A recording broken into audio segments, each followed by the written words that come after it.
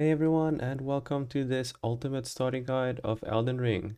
The idea here is to show you the optimal way to start that's repeatable if you have restart over like I do. I also cover how to get all the starting items you need from the Spirit Calling Bell, Torrent, all the way through to the Mixed Physick Flask. First thing we'll go over is the Keepsake. Before the Keepsake, I recommend taking the Golden Seed or the Crimson Amber Medallion. So the Crimson Amber Medallion just gives you a little bit more HP, but the Golden Seed is more valuable in my opinion early on because of the extra flask charge. We start by opening a big door. Then we run down to face the first boss of the game. Since this is an optimal way to start guide, I suggest just letting him kill you as soon as possible, because he is really hard to kill without any flask charges. He does drop loot if you're interested in trying to kill him, but you'll have to make multiple characters. So the first thing we do is jump down here next to this invisible ghostly guy to start a tutorial zone. I missed this on my first playthrough and it took me quite a while to figure out all the new mechanics of Elden Ring, like guard counters and the jumping and all that stuff. So important for you to go through here first. Lock on, stabby thing. What a nice guy. At the end of the tutorial zone, we get our first boss, Soldier of Godric. He is not technically our first boss though, but he's the first realistic boss. So it's not too hard. You can practice all the stuff you've learned up to this point on him. If you start with a character with a shield, you can do some nice blocking and guard counters against him, and he's pretty easy to stagger, so you can test out all your new skills on him. All these things that I just did is stuff that I did not know how to do at all when I played the first time. It took me forever to figure it out because I skipped the tutorial. Run up here, take the Sight of Grace. So if you did take like a stone sword key to start off as your starting item, you can put it in here and go through the zone. Here we are heading out of our starting cave. Just take the lift up, exit with this third big door, luckily not as slow opening. Then we run out and we can talk to our very first NPC. As a general tip in Elden Ring, you can talk to most NPCs multiple times before you get the full story out of them. So just try it for yourself until they start repeating voice lines. Then you know you're done with them. So this golden line right here pointing towards that church structure, that is the Guidance of Grace. It is used throughout Elden Ring to tell you which way to go to progress the main storyline. Here we are arriving at Guidance of Grace was pointing towards the Church of Elleh.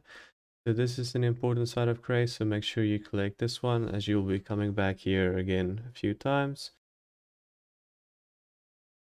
Over here we got our first smithing stone and blacksmithing station. You need 2 smithing stones to upgrade your weapon, so you can't do too much with this one you get at the beginning. You can talk to this vendor. This vendor sells some interesting things. The most useful one is the torch. If you want to go into caves, very useful to have a light early on. You can also talk to him about some other things and progressing the Wolf Knight's quest line. Once you go to the Mistwood, you can come back here for that as well. When you're done here, follow the Guidance of Grace through the woods. In these woods, you will find a lot of soldiers. They can drop smithing stone ones, which you could use to upgrade your weapon with the one you already looted. That you can sneak around here, backstab them, it's pretty easy. You can also kill them for their armor. They drop pretty good armor that you can use as well. Then we get to this ruined village place. We do not want to enter this right away. We want to go to the Site of Grace towards that gate over there to the left. So just hug this wall, not to aggro any of them unnecessarily. The main reason we want to do this is we cannot level up yet, so if you keep fighting and dying here, there's a good high risk you might lose your runes. So run to the Site of Grace, discover it, and rest at it. This is the first Site of Grace you need to rest at. Here you will meet Melina. She will offer you an accord. Accept her accord and she will give you the Spectral Steed Whistle. The Spectral Steed Whistle is used to summon Torrent, your mount, and she'll also give you the ability to turn runes into strength, which is leveling up. I personally advise putting the Spectral Steed Whistle in your Y hotkey button. Instead of going through your flask and clicking on torrent every time you want to mount up, you can just press Y and whichever side arrow that you assigned him to, and then you will mount up. After this, the next thing I suggest is getting the map. They're normally at the obelisk-like structures. You don't have to fight anyone to go get it. You can just go on torrent, pick up the map and run out. Unless you want to fight them, then you can do that as well. Now if you open your map, you'll be able to see. Next thing after you collected the map, you want to head through the gate of the Stormvale Castle. There are many enemies down here. We want to head straight through them without fighting them, ideally, for this optimal starting route. The reason we want to do that is we want to unlock the ability to get to the Roundtable Hold as soon as possible. So for this, all you need to do is run, dodge, and just stay on the road. Just past the barricades, if you look up here by the cliffside, you will get your very first golden seed. You can use this to upgrade your flasks at the site of grace. So we just want to continue down this road until we see falling wolves. You can kill these wolves if you want to. Or you can just try to grab the site of grace and rest at it, and they will de-aggro. Here we are at the Stormvale Shack. Towards your right here as you come in, there's a stone sword key. Here we meet and talk to Redrika. She will become your future spirit tuner. So at a spirit tuner, you can upgrade your spirit ashes, which is basically your summons. She will give you a gesture sitting sideways, and if you continue talking to her, she will also give you the spirit jellyfish ashes. When we're done here, we want to teleport back to the Church of Elleh. When you get back here, you will meet Rena. She is a witch who will ask you if you're in possession of Torrent. If you say yes, you can summon the spectral steed. She will give you your spirit calling bell, which you need to use summons or spirit ashes, and she'll also give you the lone wolf ashes. Now we want to go back to the Stormhill Shack and continue down the road towards Stormvale Castle. On this road you get some very basic enemies, but it's not really worth fighting them as we will lose our runes with this method of going to the Roundtable Hold as soon as possible. Next you will encounter a teardrop scarab.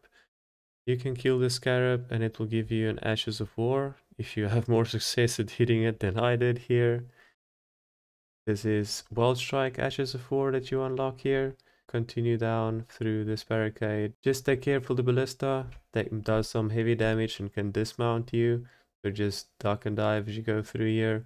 Then run down. Select this side of grace at the left of this hallway. If you do happen to have enough runes to level up, I suggest spending them now before continuing to the outside here. We will meet Margaret, the Foul Omen. You can try and kill him. He is possible to be killed even as a level 1 ranged, but it is pretty difficult. But we really just want to die here as part of our goal of starting efficiently. At this point, you will resurrect at the site of grace just outside where you've met Margaret. You want to rest at this one, at which point Melilla will appear to you again, and she will invite you to the Roundtable Hold. Now you just accept her invitation and she will take you there. Next step I want to show you is at the Isolated Merchant's Shack in the Weeping Peninsula. Here you will be able to buy a different kind of torch. This lantern you can equip around your waist. I also suggest putting this on one of your pouch hotkeys, the Y and side arrow ones. When this is illuminated or switched on, the area around you will be lit up, and this is especially useful if you want both hand slots open. When you continue past Margaret in Stormvale Castle, you'll get to this place shown here, where you'll get this memento. You will want to take this back to the Stormvale Shack to the Spirit Tuner Redrika, and then here you will be able to invite her to the Roundtable Hold. At which point at the Roundtable Hold you can talk to her and the blacksmith and complete their quest interaction, and she'll turn into a spirit tuner for you. The last thing I want to show you is at the Third Church of Marika. you will be able to get the Mixed Physick Flask in a little bowl over here. Now, how the Mixed Physick Flask works is basically a utility flask that you will be able to mix at a site of grace. Depending on which buffs you want, you can go through them and pick ones best suited for you. You get ones throughout the game, so if you don't like the ones you start with, you're probably going to find something that you like more. As shown here, this is where the Third Church of America is located. Thank you all so much for watching and sticking through this to the end. I do appreciate you, and I really hope that this helped you. If it did, please leave a like. If there's anything unclear, comment, and I'll try and get back to you as soon as possible, or I'm sure someone from the community will. Subscribe to support the channel. See you in the next one.